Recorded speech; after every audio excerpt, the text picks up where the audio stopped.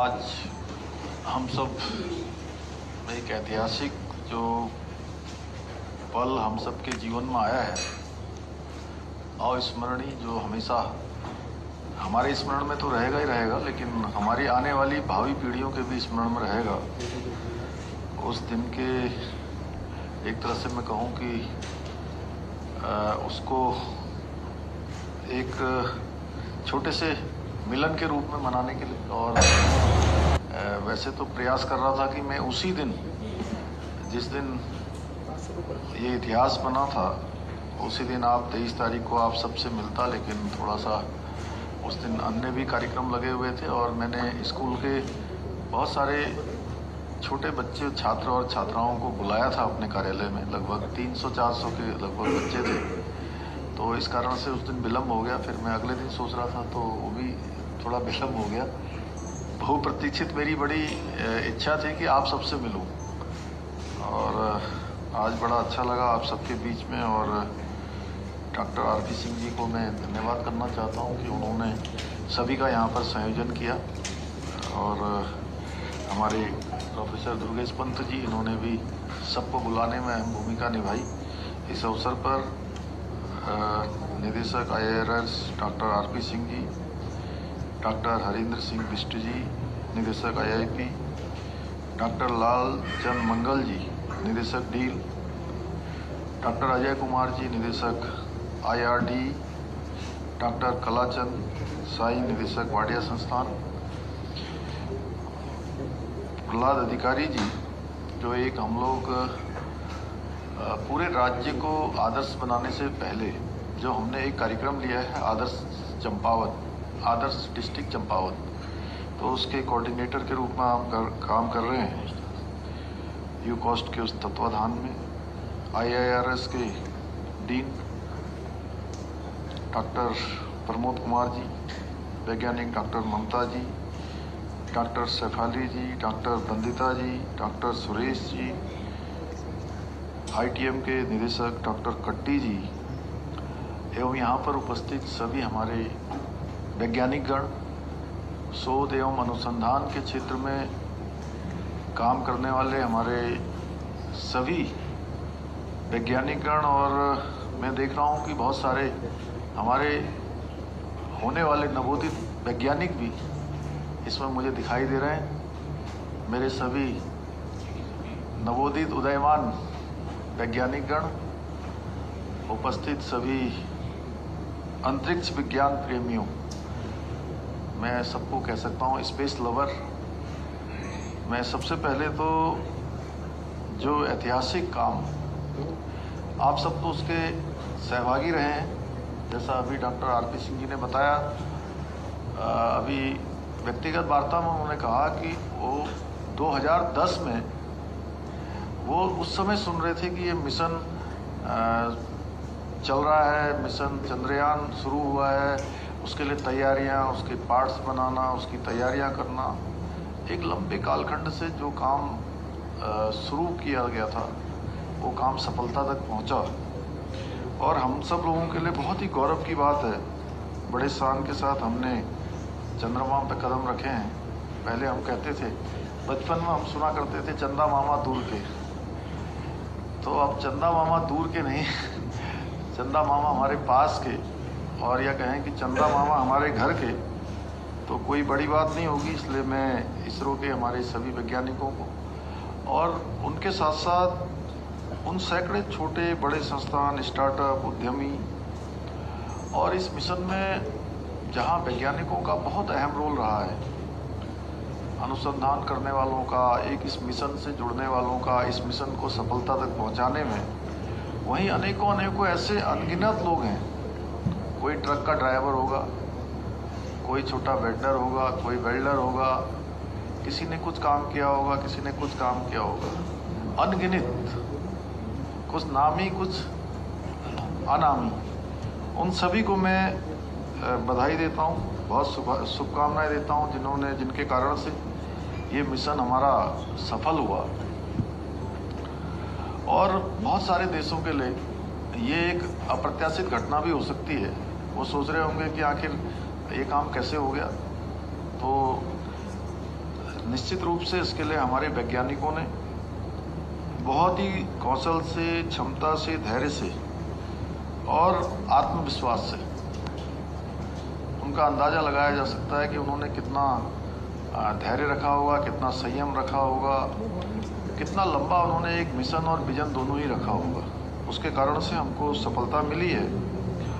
और जैसा अभी आप कह रहे थे कि अब स्काई इज़ नॉट लिमिट, तो हमारे यहाँ तो पहले से भी जो हमारे ऋषि मुनि थे, जो पहले के समय में जो अनुसंधान आप करते हैं वो सब पहले से करते आए किसी न किसी रूप में। उनमें से अगर हम स्वामी विवेकानंद जी को याद करें तो उन्होंने उस समय कहा था कि मनुष्य क्या है कि वो अनंत ऊर्जा का और अनंत शक्ति का भंडार है।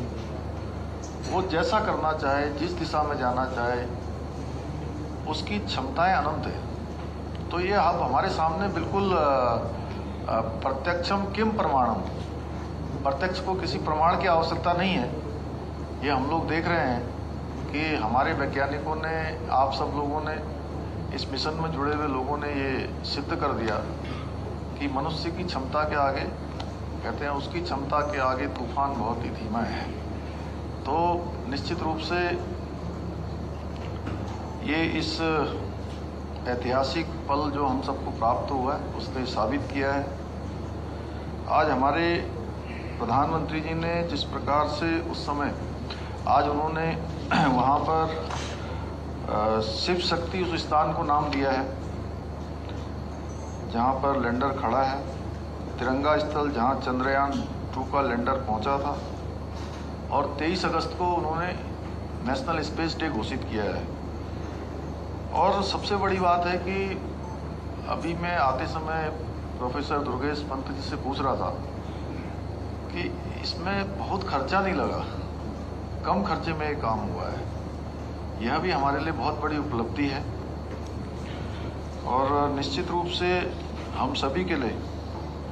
और मैं प्रधानमंत्री जी का भी अभिनंदन करना चाहता हूँ, क्योंकि मैं देख रहा था जब चंद्रयान 2 में उतनी सफलता हमको नहीं मिली और हमारे वैज्ञानिक थोड़ा सा, जो कि कभी मेहनत करते हैं हम और परिणाम उतना नहीं आता है, तो कहीं ना कहीं मन में थोड़ा सा हताशा भी आती है, थोड़ी निराशा भी हाथ लगती है। लेकिन अगर लीडरशिप उस समय उनका हौसला बढ़ाए, जिस प्रकार से प्रधानमंत्री जी ने उनका हौसला बढ़ाया, वास्तव में उनकी हिम्मत मैं समझता हूँ 1 गुना नहीं, 2 गुना नहीं, कई गुना बड़ी होगी। उसी का परिणाम है कि हमारे वैज्ञानिकों ने ये दिन हम सबको दिखाया। और इतना ही नहीं, देखिए माननीय प्रधानमंत्री जी के बारे में एक बात और मैं कहना चाहता हूँ कि वो व्यक्ति का निर्माण हो, वो सही मायने में ये कहिए कि आधुनिक भारत के उस शिल्पी हैं। उन्होंने हर क्षेत्र के लोगों का आज मनोबल बढ़ाया है। उसका कारण हम सबको सामने दिखाई देता है, उसी का परिणाम है कि आज दुनिया का कोई भी क्षेत्र हो, कोई विभाग हो, कोई क्षेत्र हो, साइंस टेक्नोलॉजी के अलावा खेल का क्षेत्र हो, विज्ञान का क्षेत्र हो, हर क्षेत्रों में हर भारतवासी के मन में आज एक विश्वास पैदा हो गया है कि हम दुनिया को लीड कर सकते हैं और हम उस दिशा में आगे बढ़ रहे हैं। आप खेल के क्षेत्र में भी देख लीजिए, चूँकि ये विज्ञान का क्षेत्र है, मैं आप सबके बीच में आया हूँ, लेकिन खेल के क्षेत्र की अगर हम बात करें तो आज दुनिया का हर खेल का ग्राउंड हो न हो, वहाँ भी भारत का तिरंगा किसी न किसी रूप में फहर रहा है। उसके पीछे भी यही परिणाम है कि वो छोटे छोटे खिलाड़ियों की चिंता करते हैं। जब वो खेलने जाते हैं तो उनसे बात करते हैं, जब वो सफलता प्राप्त करते हैं तो उनको बधाई देते हैं, अपने पास बुलाते हैं। जैसे आज देखिए, वहाँ से इतनी बड़ी ट्रिप से आए जर्मनी से और सीधे वहाँ आपके सोमनाथ जी के पास चले गए, वहाँ मिलने के लिए सीधे। इसी प्रकार से अगर खिलाड़ी हमारे थोड़ा असफल हो जाते हैं या पीछे रह जाते हैं तो भी उनको जो है पूरा दिल से उनको लगाकर उनको हौसला बढ़ाते हैं। इस प्रकार का हमारे पास नेतृत्व भी है, ये भी हमारे लिए सौभाग्य की बात है। इसी के कारण से आज हमारा जो वैज्ञानिक है वह भी पूरी तरह से कहीं ना कहीं आत्मविश्वास से भरा हुआ है। और जैसा अभी आरती जी कह रहे थे कि अब मिशन जो है आदित्य, जो जल्दी है, मिशन शुक्र भी चलेगा, मिशन आदित्य भी चलेगा, गगनयान भी चलेगा। ऐसे कई सारे मिशन हमारे पूरे होंगे। और जो हमारे भारत के बारे में पहले से जो कल्पना की गई है कि भारत आने वाले समय में विश्व गुरु बनेगा, भारत पूरी दुनिया का नेतृत्व करने वाला भारत बनेगा। तो उस दिशा में हम शुरू हो गए हैं, उस दिशा में हम आगे बढ़ना, हमने एक शुरू मतलब जिसको बोलते हैं जैसे हवाई जहाज जो है वो करता है ना, टेक ऑफ होना जो है प्रारंभ हो गया है। तो उस दिशा में बढ़ रहे हैं और अमृतकाल ये हमारे लिए बहुत महत्वपूर्ण है। देखिए, आप सब लोग वास्तव में जिस काम को कर रहे हैं वो कोई सामान्य काम नहीं है, और मैं मानता हूँ कि ये काम करने का अवसर, ये काम करने का स्पेस, ये कहीं ना कहीं आप लोगों को भी परमात्मा ने दिया है। तो आज ये सृष्टि भी कह रही है, ये हमारे ऋषि मुनि पहले ही कह गए, और सबकी इच्छा है कि आप सबके नेतृत्व में भारत साइंस एंड टेक्नोलॉजी के बल पर आज दुनिया के हर क्षेत्र में लीड करे, हर क्षेत्र में लीड करे, क्योंकि साइंस और टेक्नोलॉजी एक ऐसा क्षेत्र है जो कठिन से कठिन जो हमारे सब्जेक्ट हैं उनको भी बहुत आसान कर देता है, कठिन से कठिन टास्कों को बहुत आसानी से हल करा देता है। ये काम आप सब लोगों के जिम्मे, और अमृतकाल जिसके बारे में माननीय प्रधानमंत्री मोदी जी ने कहा है कि 2047 आते आते भारत निश्चित रूप से जो है विश्व के विकसित देशों में शामिल होगा, भारत दुनिया का नेतृत्व करने वाला देश बनेगा। और आज भी जब पूरी दुनिया के लोगों ने इस जो हमारी कोरोना महामारी आई, उस महामारी में किस प्रकार से अस्त व्यस्त दुनिया हो गई, उसका असर अभी ख़त्म नहीं हुआ है।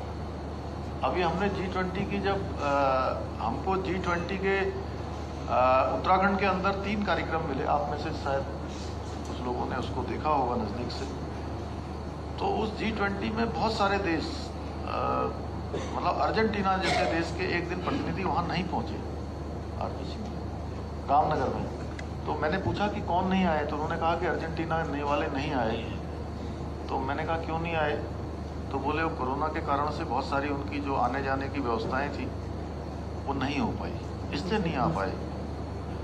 तो इस प्रकार से दुनिया के बड़े बड़े देश अव्यवस्थित हो गए, पूरी तरह से उनके सिस्टम गड़बड़ा गए। ऐसे समय में भी हम जहाँ इतना बड़ा कोरोना का मैनेजमेंट कर पाए, आप सब वैज्ञानिकों के कारण से हम लोग 1 साल के अंदर 1 नहीं 2 वैक्सीन बनाने में सफल हुए, और 200 करोड़ से भी ज़्यादा डोजें इंडिया के अंदर लगाई गई, और इससे कहीं कुछ 100 करोड़ से भी ज़्यादा लोगों को जो है दुनिया के दूसरे देशों को भी, 120 देशों को भी कोरोना की वैक्सीन देने का काम हमारे देश के वैज्ञानिकों के कारण से संपन्न हो पाया।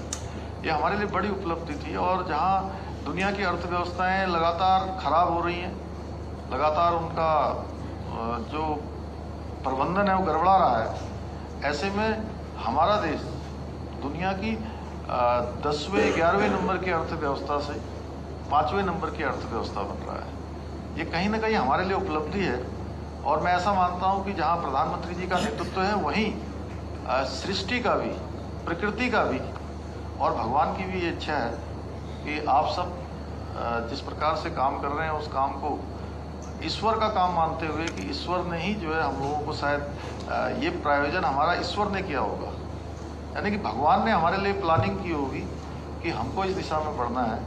क्योंकि ये भारत की जो भूमि है, ये भूमि ऋषि मुनियों की भूमि है। और जहाँ उत्तराखंड की बात हम कर रहे हैं, जहाँ हम लोग बैठे हैं, ये तो पूरे यज्ञों की भूमि, अपने तमाम प्रकार के अनुसंधान की भूमि पहले से ही रही है।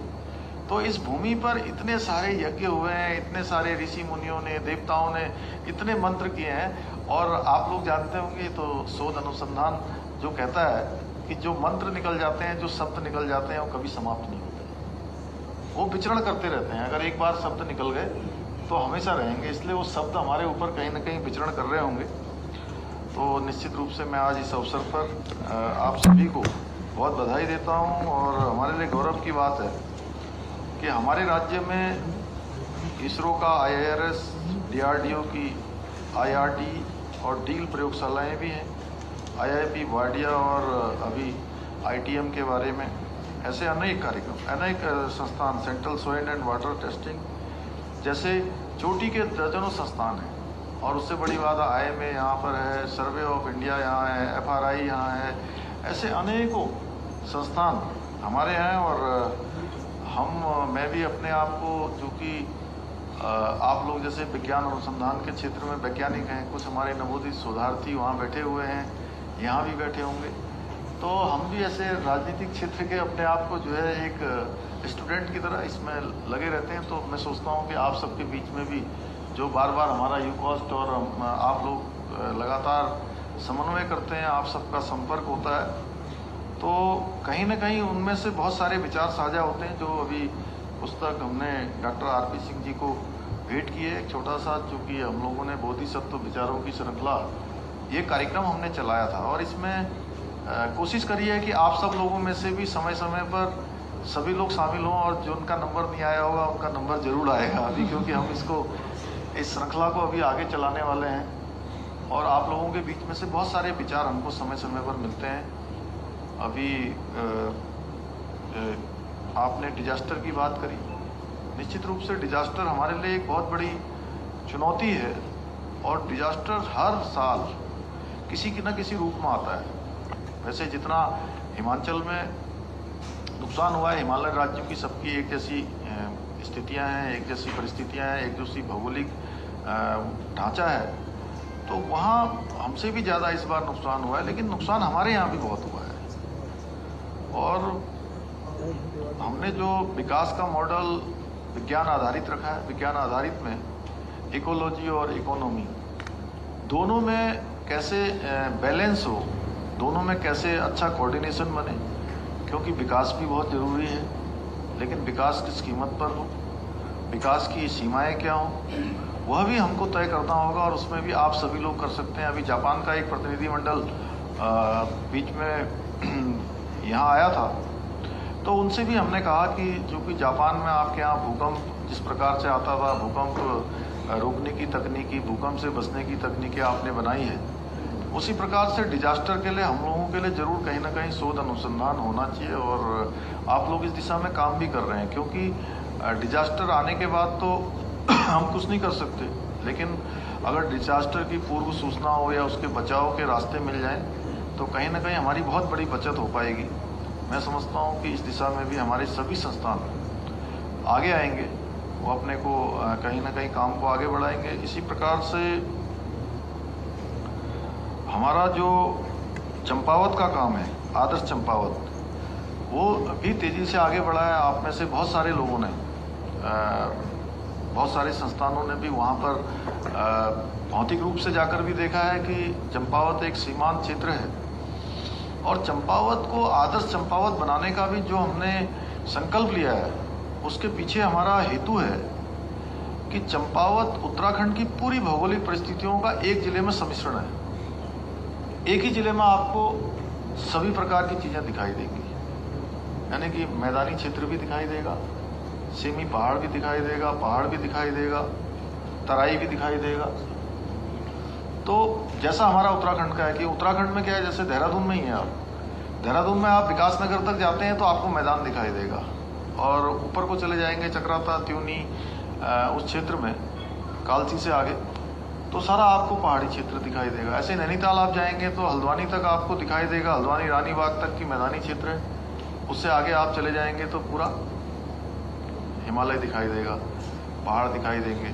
चंपावत में क्या है कि जब आप बनबसा जाते हैं तो पूरा मैदानी क्षेत्र है, टनकपुर पूरा मैदानी क्षेत्र है, बस्तिया में जाएंगे तो आपको जंगल शुरू हो जाएंगे बड़े बड़े, उससे आगे जाएंगे कुछ पहाड़ दिखाई देंगे। चंपावत में जाएंगे तो आपको पहाड़ के बीच में आ जाएंगे, थोड़ा और आगे चले जाएंगे तो बिल्कुल आपको ठंडी वादियाँ, चारों तरफ जो है हरे भरे पेड़, हरे भरे पर्वत श्रृंखलाएँ, झरने, ये सब वहाँ पर दिखाई देंगे। तो उत्तराखंड का पूरा समीक्षण उस जिले में है। इसलिए हमने कहा कि अगर एक जिला हमारा चंपावत, आदर्श चंपावत से आदर्श उत्तराखंड की ओर हम बढ़ेंगे, तो उसमें आप सभी का योगदान समय समय पर रहा है। और मेरे लिए भी व्यक्तिगत रूप से ये सौभाग्य की बात है कि जितने भी विश्व प्रसिद्ध सारे संस्थान हैं ये हमारे आसपास हैं सारे। और भले ही मैं आज पहली बार इस संस्थान के अंदर आया हूँ, लेकिन इसके आसपास से मैं सैकड़ों नहीं हजारों बार निकला हूँ। मैं आज धन्यवाद करना चाहता हूँ आज कि इसको देखने का, और आपसे मेरा ये भी अनुरोध रहेगा कि यूकॉस्ट एक काम थोड़ा जरूर और करे कि हमारे जो उदयमान नवोदित हमारे विद्यार्थी हैं, सभी विद्यार्थियों को नहीं लाया जा सकता, लेकिन अभी हमने ये योजना बनाई है कि आने वाले समय में हर ब्लॉक से एक टॉपर, एक बेटी और एक बेटा, दोनों का कुछ न कुछ भ्रमण का कार्यक्रम बनाएंगे। तो उस भ्रमण के कार्यक्रम में हमारे यहाँ के जितने ऐसे संस्थान हैं, IIRT जैसे, डील जैसे, अन्य भी जो भी हमारे ITM, अनेकों IIP, ये IMA और survey of India, FRI, ONGC, ये सब तो देखने आते ही हैं।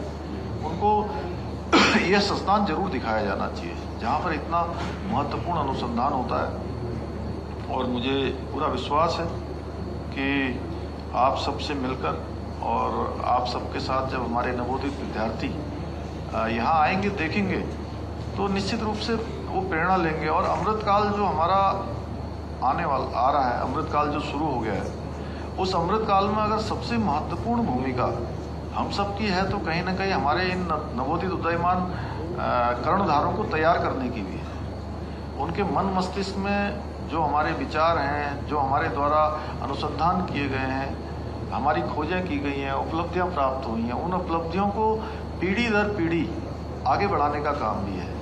और हम उनको ठीक प्रकार से आगे बढ़ा पाएंगे तो हमारी स्पीड बहुत तेज़ी से आगे बढ़ेगी। क्योंकि एक समय बाद तो चूँकि चीज़ों को ट्रांसफ़र करना ही होता है, तो हम पहले से ही उसके लिए तैयार हो जाएं, उनको पहले से ही एक सांचे में डाल दें जो सांचा आप लोगों ने बनाया है। और इसकी ये नहीं कि कोई नेशनल लेवल पर अलग से चलेगा, जहाँ पर भी हमें वहीं से हम इसकी शुरुआत कर सकते हैं। हमने उसकी शुरुआत कर दी तो चीज़ें आगे बढ़ जाएंगी। और मुझे पूरा विश्वास है कि हमारे सभी वैज्ञानिकों के, हमारे यूकॉस्ट के और आप सभी के सहयोग से हमारे भी प्रदेश के अंदर जो भी चुनौतियां हैं, उन चुनौतियों का सामना करने में हम सक्षम होंगे और दुनिया में अपनी एक विशिष्ट पहचान बनाएंगे उत्तराखंड के रूप में। मैं IIRS का विशेष रूप से आभारी हूं, क्योंकि उन्होंने वहाँ चंपावत में भी जो है आदर्श चंपावत के लिए डैशबोर्ड प्रणाली विकसित करने का बड़ा चुनौतीपूर्ण एक चैलेंजिंग टास्क अपने हाथ में लिया है। और ये उत्तराखंड के लिए ही नहीं, धीरे धीरे जब से हमने आदर्श चंपावत की बात की है, हिमालय को सेव करने की बात की है, पर्यावरण की बात की है, इकोलॉजी, इकोनॉमी की बात की है, टेक्नोलॉजी की बात की है, तो पूरे हिमालय राज्यों के लिए भी ये आने वाले समय में एक मॉडल बनेगा। और ये हमने बोला ज़रूर है, लेकिन ये मॉडल तभी बनेगा जब आप सब लोग, जैसे इसको भी एक मिशन के रूप में, जैसे मिशन चंद्रयान लिया था वो सफल हुआ है, ऐसे ही मैं आप सबसे अनुरोध करता हूं कि आप सब लोग इसको मिशन के रूप में लेंगे और पूरे हिमालयी राज्यों के लिए और पूरे देश के लिए ये हमारा एक मॉडल बनेगा। पुनः मैं एक बार आप सब लोगों को, आज जो कि पता नहीं आज आप लोगों का वीकेंड ना होता हो, कहीं छुट्टी तो नहीं होती थी आज तो चंद्रयान के बाद से सारी छुट्टियाँ अब ये तो सर सौभाग्य हम लोग का सर कि ये मौका मिला। हम लोग सब आसपास ही रहते हैं तो कोई दिक्कत नहीं, हम लोग का सौभाग्य है। नहीं, मुझे भी बहुत अच्छा लगा और मैं 2 दिन से आप सब लोगों से मिलने की मेरे मन में तीव्र इच्छा थी और ये समय आज आया। और कोई भी काम आप सब जानते हैं, मनुष्य सोचता है लेकिन होता है ईश्वर की इच्छा से। तो आगे भी जो है सब अच्छा होगा और आप सभी को फिर से एक बार सुनहरे भविष्य के लिए कि आप सब लोग नए नए कीर्तिमान स्थापित करेंगे। और हम सब लोगों को मैं भगवान से प्रार्थना करता हूं कि हम सब लोगों को ऐसे बैठने का, ऐसे एक दूसरे से विचार साझा करने का अवसर बार बार मिले। आप सबका बहुत बहुत धन्यवाद।